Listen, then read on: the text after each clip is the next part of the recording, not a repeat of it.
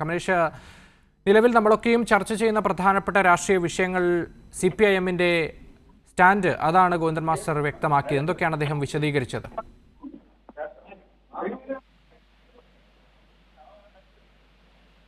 അക്ഷയ്, തീർച്ചയായും വിവിധ വിഷയങ്ങളിൽ, അതായത് നിലവിൽ ഇപ്പോൾ ഈ മത്സ്യത്തൊഴിലാളികളുമായി ബന്ധപ്പെട്ട അവരുടെ തെരച്ചിലുമായി ബന്ധപ്പെട്ടത് ഉൾപ്പെടെയുള്ള വിഷയങ്ങളാണ് ഏറ്റവും പ്രധാനമായും ഇന്നത്തെ വാർത്താ സമ്മേളനത്തിൽ MV ഗോവിന്ദൻ മാസ്റ്റർ ഈ സർക്കാരിനെതിരായ പ്രധാനപ്പെട്ട വിമർശനങ്ങളായി മുന്നോട്ട് വെച്ചിട്ടുള്ളത്.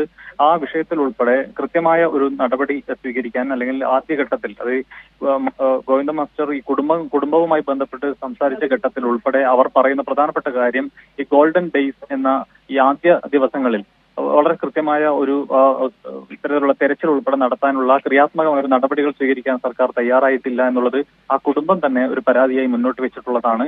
അതുപോലെ തന്നെ നേരത്തെ സർക്കാർ നൽകിയിട്ടുള്ള വിവിധങ്ങളായ സൗകര്യങ്ങൾ, അതായത് മത്സ്യത്തൊഴിലാളികൾ കടലിൽ പോകുമ്പോൾ അവർക്കൊരു സാറ്റലൈറ്റ് ഫോണുകൾ അന്നത്തെ സർക്കാർ നൽകിയിരുന്നു. അത് പിന്നീട് അത് ഉപയോഗയോഗ്യമല്ലാതെ ആവുന്ന ഒരു സാഹചര്യമുണ്ട്. നിലവിൽ ഇപ്പോൾ അത് റീചാർജ് ചെയ്ത് നൽകാൻ സർക്കാർ തയ്യാറാകണം.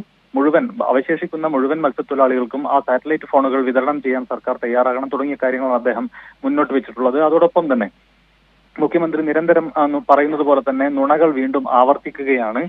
നേരത്തെ ഈ മത്സ്യത്തൊഴിലാളികൾ മരിച്ചു കഴിഞ്ഞാൽ അവരുടെ കുടുംബാംഗങ്ങൾക്ക് എന്തെങ്കിലും തരത്തിലുള്ള ആനുകൂല്യങ്ങൾ ലഭിക്കണമെങ്കിൽ 7 വർഷം കഴിയേണ്ടതുണ്ടായിരുന്നു എന്നാണ് പറഞ്ഞിട്ടുള്ളത്. അത്തരത്തിലാണ് മുൻപ് കാര്യങ്ങൾ നടന്നത്. ഇപ്പോൾ ചരിത്രത്തിൽ ആദ്യമായി അതിനൊരു മാറ്റമുണ്ടാകുന്നു എന്ന നിലയിലാണ് മുഖ്യമന്ത്രിയുടെ പരാമർശം വന്നിട്ടുള്ളത്. അത് ശുദ്ധ അസംബന്ധമാണ്.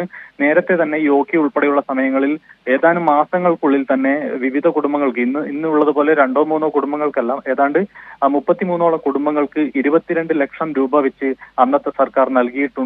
അവരുടെ കുടുംബാംഗങ്ങൾക്ക് ജോലി നൽകുന്ന സാഹചര്യം ഉണ്ടായിട്ടുണ്ട്. അത്തരത്തിലുള്ള കാര്യങ്ങളെല്ലാം നേരത്തെ തന്നെ നടന്നിട്ടുള്ളതാണ്. അതാണിപ്പോൾ പുതിയ എന്തോ കാര്യം സർക്കാർ ചെയ്തു എന്ന നിലയിൽ VD സതീശൻ അവതരിപ്പിക്കുന്നത് തുടങ്ങിയ കാര്യങ്ങളാണ് പ്രധാനമായും അദ്ദേഹം ചൂണ്ടിക്കാട്ടിയിട്ടുള്ളത്. അതുപോലെ തന്നെ വിവിധ വിഷയങ്ങളിൽ ഈ സർക്കാരുമായി ബന്ധപ്പെട്ട് വിമർശനം ഉന്നയിക്കുന്ന ഒരു പ്രധാനപ്പെട്ട കാര്യമുണ്ട്. അതിൽ ഈ ചോദ്യപേപ്പറിലെ ഈ ചോദ്യവുമായി ബന്ധപ്പെട്ട് VD സവർക്കറുടെ ചോദ്യവുമായി ബന്ധപ്പെട്ട് ഉൾപ്പെടെയുള്ള വിഷയങ്ങളിൽ വലിയ വിമർശനം അദ്ദേഹം മുന്നോട്ട് വെക്കുന്നു. അതായത് കാസർഗോഡ് ജില്ലയിലാണ് ഈ സംഭവം നടന്നിട്ടുള്ളത്. അവിടെ ഈ സ്വാതന്ത്ര്യ സമരത്തിൽ പങ്കെടുത്ത് തൂക്കിലേറ്റപ്പെട്ട 4 പേരുടെ നാടാണ്, അതായത് അപ്പു, ചിരുകണ്ഠൻ, അബൂബക്കർ, കുഞ്ഞമ്പു നായർ തുടങ്ങിയ കയ്യൂർ രക്തസാക്ഷികളുടെ നാടാണ് കാസർഗോഡ്. അവരുടെയൊക്കെ ജീവത്യാഗത്തിനും മുകളിലാണോ VD സവർക്കർ ജയിലിൽ കിടന്ന കാര്യം എന്ന ചോദ്യം അദ്ദേഹം മുന്നോട്ട് വെക്കുന്നു. അങ്ങനെ ഒരു ചോദ്യവും ഉത്തരവും എങ്ങനെ ഉണ്ടായി എന്നതാണ് ഏറ്റവും പ്രധാനപ്പെട്ട കാര്യം. ആ ഒരു അധ്യാപകനെ സസ്പെൻഡ് ചെയ്തതുകൊണ്ട് മാത്രം ഈ വിഷയം ഒതുക്കി തീർക്കാൻ കഴിയില്ല എന്ന കാര്യം ഉൾപ്പെടെ അദ്ദേഹം ചൂണ്ടിക്കാട്ടുന്നു. ആ നിലയിൽ വിവിധങ്ങളായ വിഷയങ്ങളാണ് അദ്ദേഹത്തിന്റെ വാർത്താ സമ്മേളനത്തിൽ പരാമർശിച്ചു പോയിട്ടുള്ളത്. അക്ഷയ്.